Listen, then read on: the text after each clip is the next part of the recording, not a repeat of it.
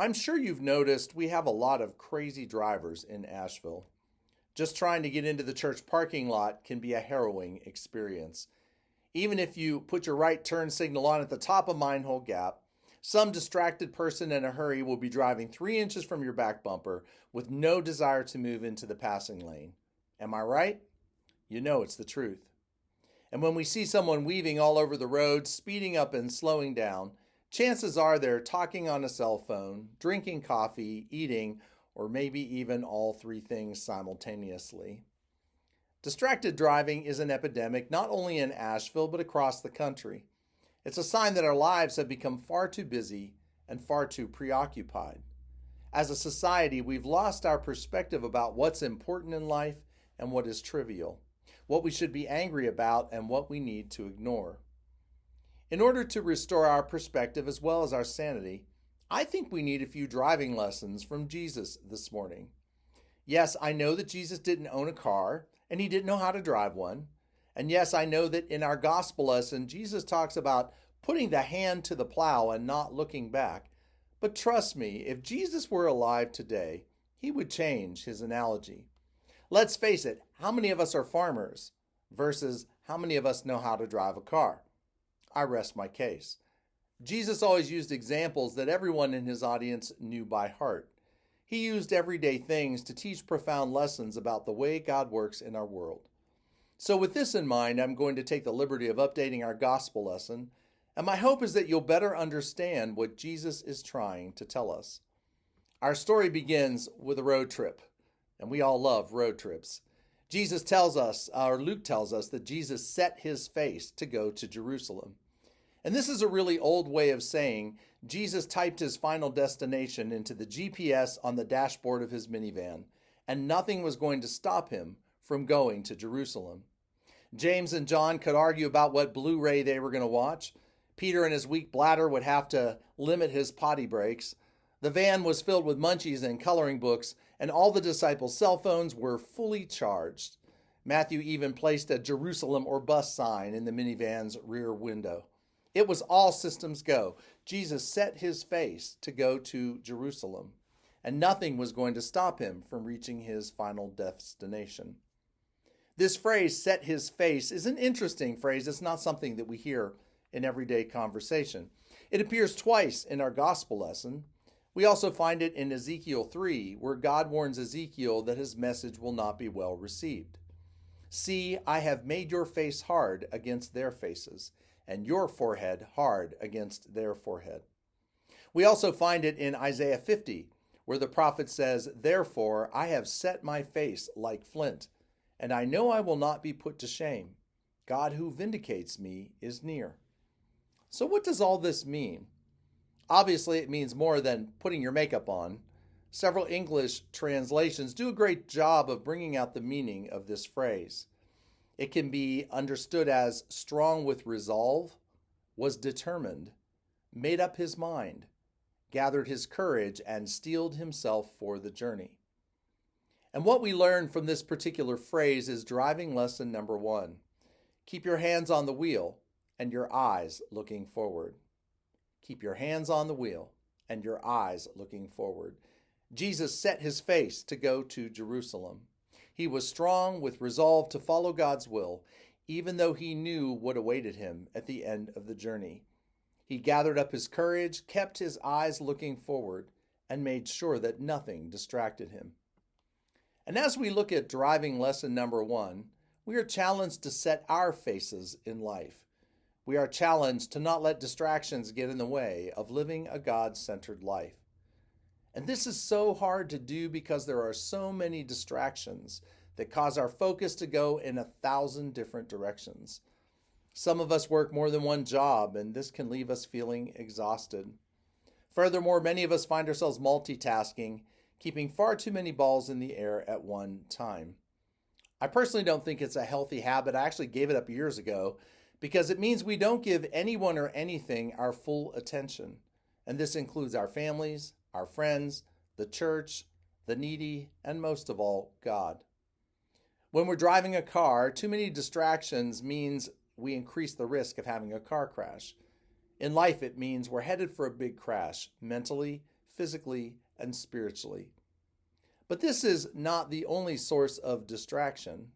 Thanks to social media and the internet, we are connected to one another across the globe in ways that are amazing and astonishing. However, we are also more disconnected to one another, settling for tweets, thumbs up, and sound bites instead of deep, meaningful conversation and face-to-face interaction. Portable media devices are so prevalent that some people can't even walk down the street without being glued to a screen. They not only miss the beauty of nature, they increase the chance of being struck by a car or tripping over an uneven sidewalk. So don't let the distractions of this world keep you from living a Christ-centered life. Keep your eyes forward. Keep your hands on the wheel.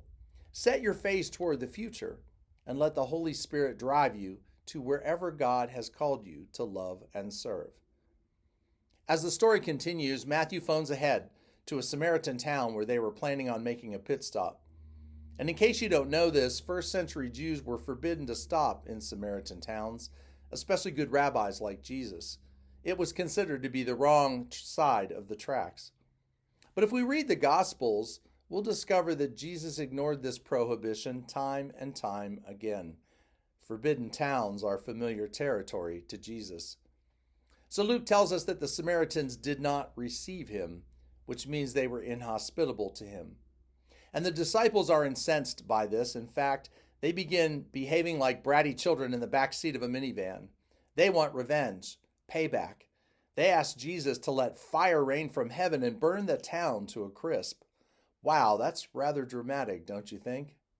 And Luke says that Jesus rebuked them, which I take to mean he was like any dad on a road trip, his arms swinging behind the back of the front seat, saying those words we know so well, "Don't you make me come back there."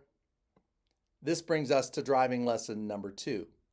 Don't pay attention to rude drivers. Hear what I'm saying? Don't pay attention to rude drivers. A case of road rage never solves anything in your car or in life. Returning hate for hate only results in a vicious cycle of violence that spirals out of control. And we see this dynamic play out time and time again between nations and between people. And perhaps this is why Jesus told us to love our enemies and pray for those who persecute us. It's the only way to stop the madness. And as Martin Luther King Jr. said, to transform an enemy into a friend. And this is what it means to live a Christ-centered life.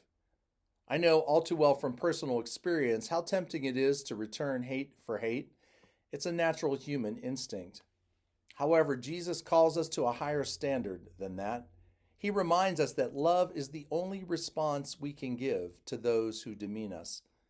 So Jesus told his disciples he was not going to fry the Samaritan town to a crisp. He and his disciples would just keep on driving until they found a more hospitable place to stay. And I believe that we are called to do the same, resisting the temptation to be mean to those who have been mean to us. As Jesus' road trip continued, one of his disciples called out from the back seat, "I will follow you wherever you go," to which Jesus responded, "Foxes have holes and birds of the air have nests, but the Son of Man has nowhere to lay his head." Well, to modern ears, this is a weird saying. I take it to mean that all of God's creatures have a place they call home. It's a place of comfort and safety. However, if we're going to follow Jesus, we need to remember that we're following a homeless man. He's going to lead us to places that are not always comfortable and safe. In fact, he's going to call us to take some risks and do things that are way out of our comfort zones. And this leads us to driving lesson number 3. Be open to detours and alternate routes. Be open to detours and alternate routes. When traveling through life, we must always keep in mind that there will be detours along the way.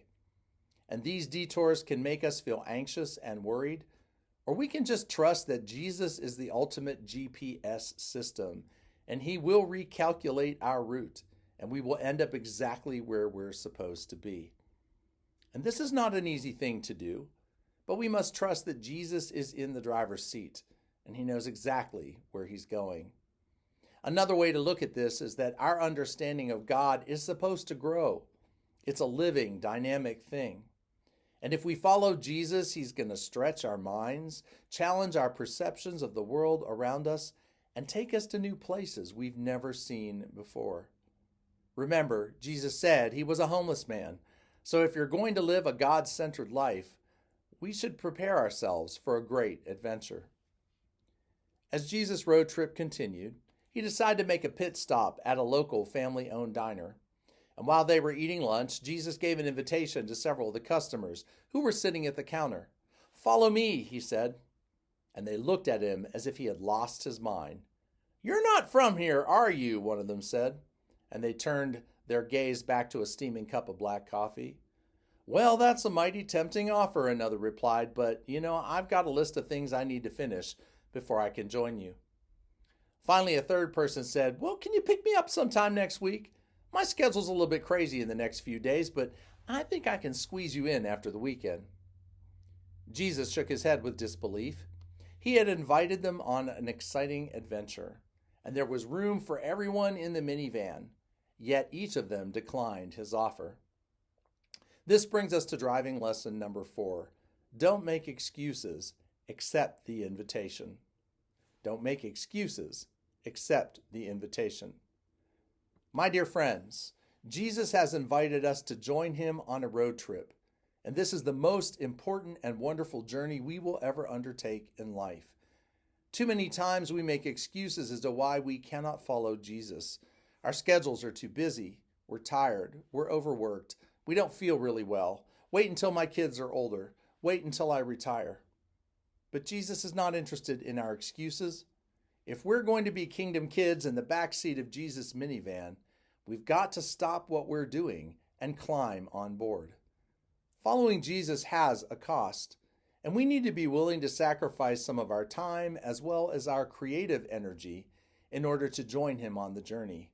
But I believe that the trip is well worth the sacrifice. So as we leave this morning, let's remember Jesus' driving lessons. Number 1, keep your hands on the wheel and your eyes looking forward.